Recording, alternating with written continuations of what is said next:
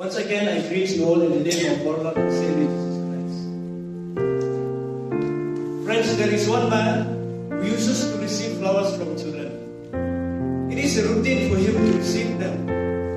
However, one day, a little boy ran up and asked the man, "Sir, what are you going to do with these flowers?" And before the man replied, the little boy interrupted and said, "Sir, if you are going to throw them away, please give it to me." The man said to him, "I would be happy to give away these flowers." The man asked the boy, "What are you going to do with these flowers?" The boy said, "I want to give to my grandma. Today is her birthday, and I love her so much." The man asked the boy, "What about your granny?" The boy said, "My parents was divorced last year, and I was asked to stay with my grandma. She loved me so much. She cooked for me, mend my shoes, and sent me to school." The man was deeply touched, and he offered him all the flowers, and the boy ran home delighted. Friends, what I mean to say is that how joyful a child is when they receive love and care from someone. The text that I would like to ponder together this morning is taken from the Gospel of Luke, chapter 18, verses 15 to 16, as the Bible reader has read. So from this particular portion, I have drawn the topic, "Do not hinder the children." Before we deal with this passage, let us see in brief the background of this Gospel. Luke, as one of the 4 Gospel writers, was more inclusive in his outlook as we compare to the other writer of the Gospel. The Gospel of Luke is that which the different theologians of liberation theologies like to quote and make references. Luke also saw the ministry of Jesus in the Nazareth Manifesto.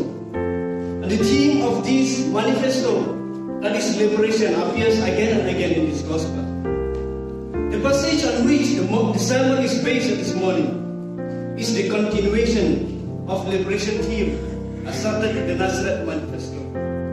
And this passage tells us that children were bringing to Jesus. However, the disciples did not allow them to see or to meet Jesus. But when Jesus saw that, he said, "Let the little children come to me, and do not stop them, for it is to such as these that the kingdom of God belongs." Friends, this morning I have picked up a few points from this passage for our attention, referring to the context of the text. The first is taken from verse 15a, which says, "People were bringing even infants to him, that he might touch them." This verse implies that someone, or maybe the parents, brought their babies or little children to Jesus. The question arises here as to why would they want to bring their children to Jesus, and for what purpose? This verse tells us that their intention was to let him touch. In the social culture of the 1st century Palestine, it would not be a simple act of touching, but related with blessings. It was the customs of the Jews to bring their children to the synagogue for the rabbi to lay his hands upon them and bless them. And since Jesus was considered as a rabbi, it is quite possible that they wanted him to bless the children. Secondly, from verse 15b says, "When the disciples saw it, they sternly ordered them not to do so." The disciples attempted to rebuke the children, and they also prevented the mothers from bringing their children to their master. Here there are some reasons for the disciples' action. The first reason is that in the 1st century, or during the time of Jesus, a child is insignificant, weak member of the society, and so exemplified as one who is least.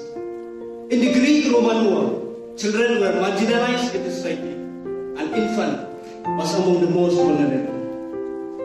The second reason is that the disciples were zealous for their master, that they don't want him to be distant. They show typical cultural values preventing their honored teacher from spending time with the lowliest members of the society, like women and children. And the third reason is that this incident took place at a time when Jesus was on his way to Jerusalem. So they didn't want him really on account of this. Friends, at the heart of these arguments, the driving factor was the fact that children were regarded as insignificant. Since they were just children, they were being stopped and denied access to Jesus. Thirdly, in verse 16, Jesus said, "Let the children, let them come to me, and do not stop them, for it is to such as these that the kingdom of God belongs." When Jesus saw that the disciples stopped the children, he reprimanded the disciples. He embraced and blessed the children. He proclaimed what he embodied, that the kingdom of God is theirs. To summarize this text, when parents brought their children to Jesus, the divergence of thought took place. The disciples, by conforming to the cultural norms of the society, denied the children to have access to Jesus. Jesus also, on the other hand, by counteracting that very concept, he showed that it is wrong and therefore it had to be changed. The positive response of Jesus towards children has an important theological significance. That is when Jesus says, "For it is to such as these that the kingdom of God belongs." Jesus liberated the children from marginalization and discrimination of the society. Friends, let us look some of the exegetical comments. The words "people were bringing even infants to him and he might touch them." The Greek word "kai" is translated as "even" in English, which signifies that people brought also the little ones apart from the grown-up children. The imperfect tense of the verb implies that parents often were bringing, that is, carrying their babies or little children to Jesus. The purpose of people bringing their babies or little children to Jesus was for him to touch, that is, to bless them. The words "let the little children come to me." The Greek word "paidion," child, are used for children from early infancy to 12 years of age. The verb "brought" are also suggests the children's dependency, non-initiative, and so again their smallness. The children do not come to Jesus or speak to Jesus on their behalf as do the adults. Children generally have fewer rights than adults and are classed as unable to make serious decisions and are they must always be under the care of a responsible adult. The words "for it is to such as these that the kingdom of God belongs." Jesus did not say that the kingdom of God belongs to these, but to such as these. The word "such as these" here refers to 2 points of things. The first is character of children. They are emotionally sensitive, good at memorizing, eager to learn, and acquire skills and easily to follow what adult tells them. Secondly is that character of the child, like status that needs to be built within an adult to make them great in Jesus' new values today, such as those of the sick, outcasts, Gentiles, women and children, achieve new acceptance and importance. Jesus loved the children, are open, because the children are open and naturally looking for joy every day. The children also are simple in the thinking. They have not been weighed down with the burden of the world like adults. So also Jesus loves children, perhaps because they are more receptive, innocent, etc. But Jesus was not saying that all children, because they are children, they receive the kingdoms of God. Jesus was not attributing to children an animate goodness, rather he appealed to some quality possessed by children that is essential for entering God's kingdom. Therefore, this text depicts how Jesus welcomes the children, even though they were forbidden by the disciples. They were blessed by him, and even used them as a metaphor to portray the kingdom of God.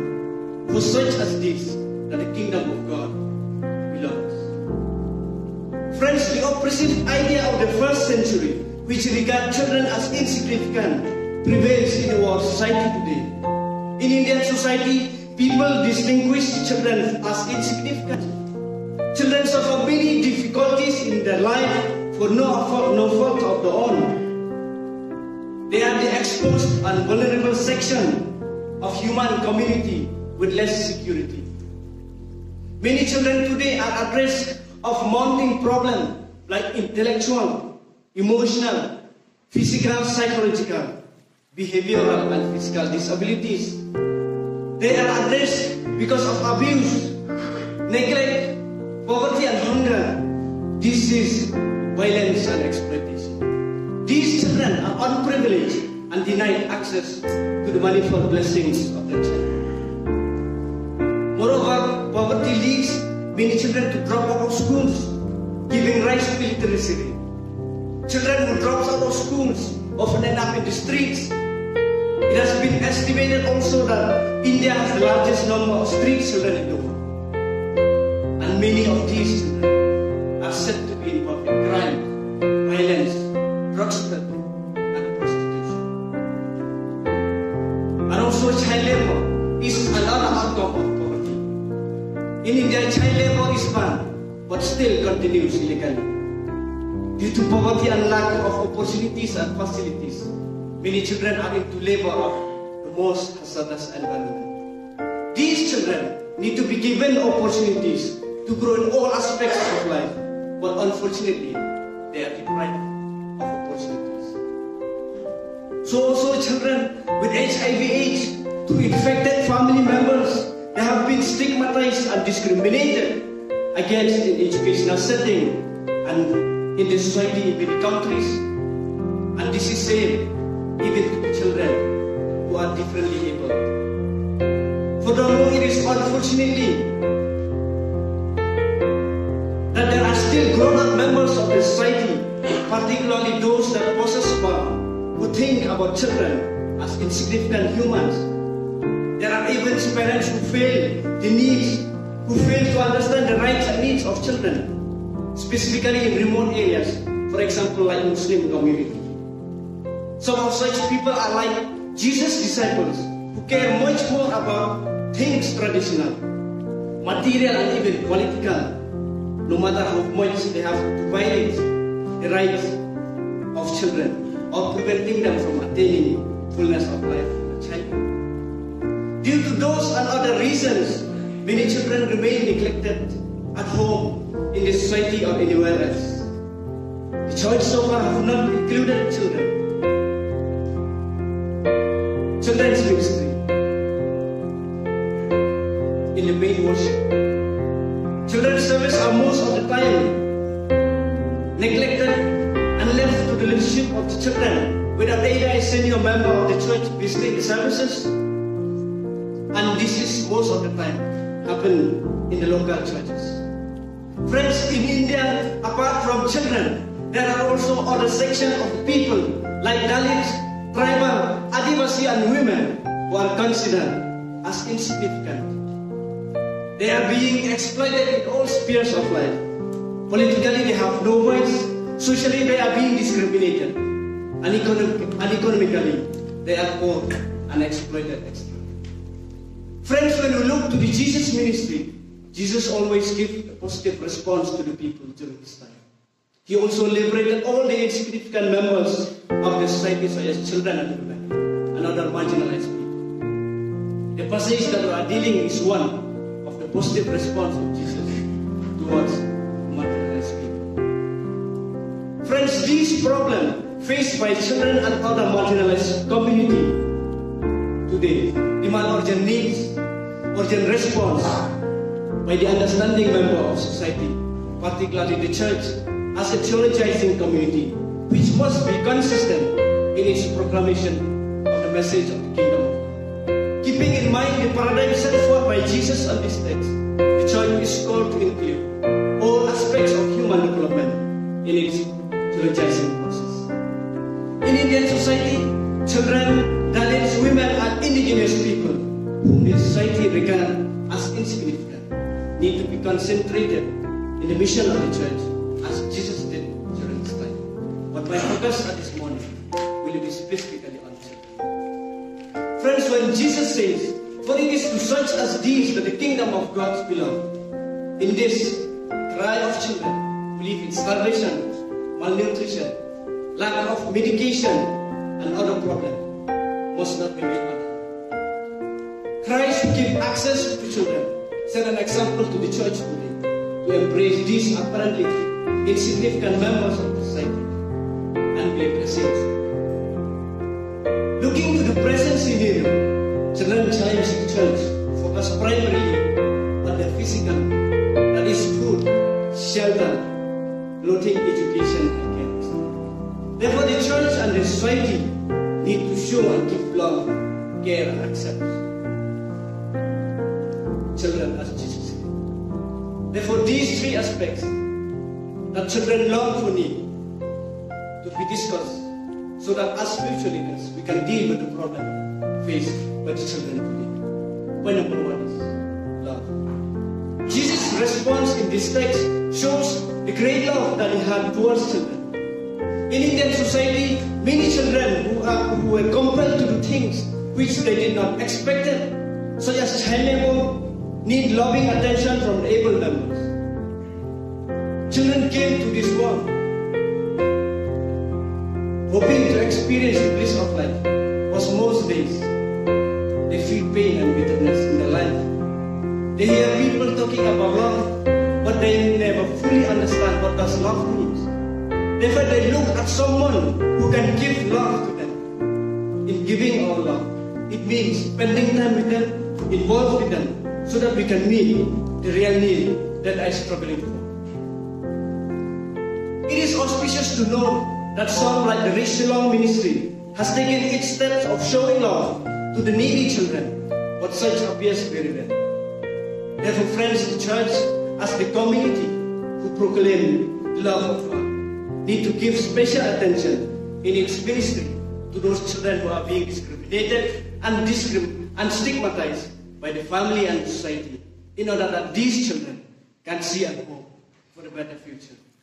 Point number two is care. As we reflect on the model shown by Jesus in this text, we see that Jesus has a special concern to the child, and they are so precious in God's sight. Children in our society who are being abused, neglected, and exploited realize the absence of caring. Caring is one of the most important factors that children can see and feel secure in life.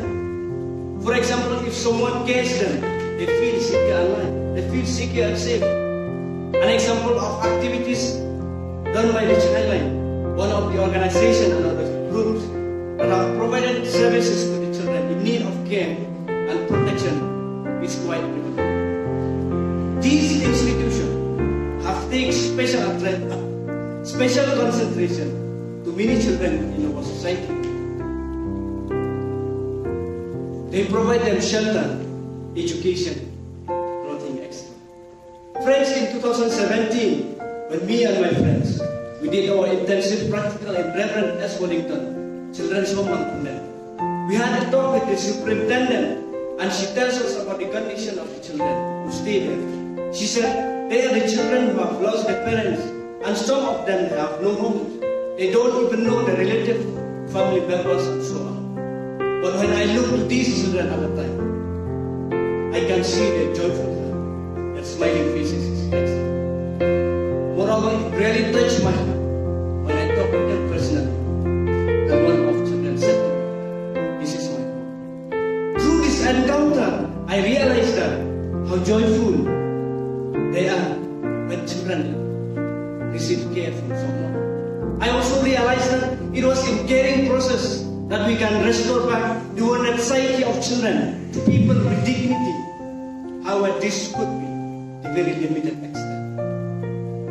Friends, the call for the church and the society is to show our care by enabling them to get access in every field where children should be, so that the world may see or realize the precious rate possessed by children in God's sight, whom Jesus said, for it is to such as these that the kingdom of God belongs.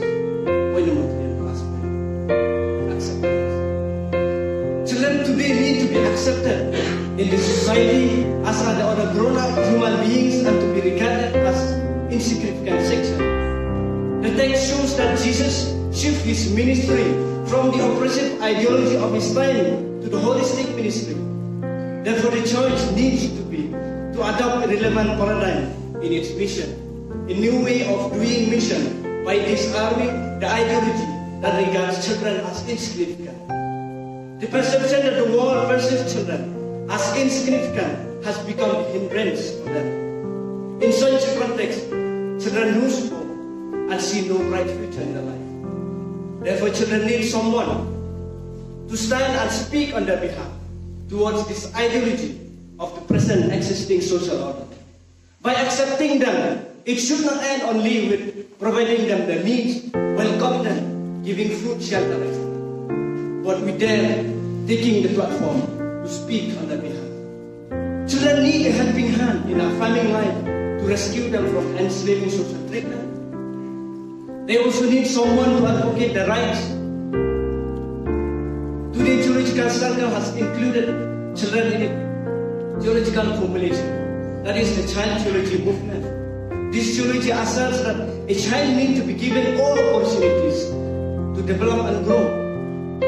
Child theology proposes a theology that does not leave the child in all theological formulation.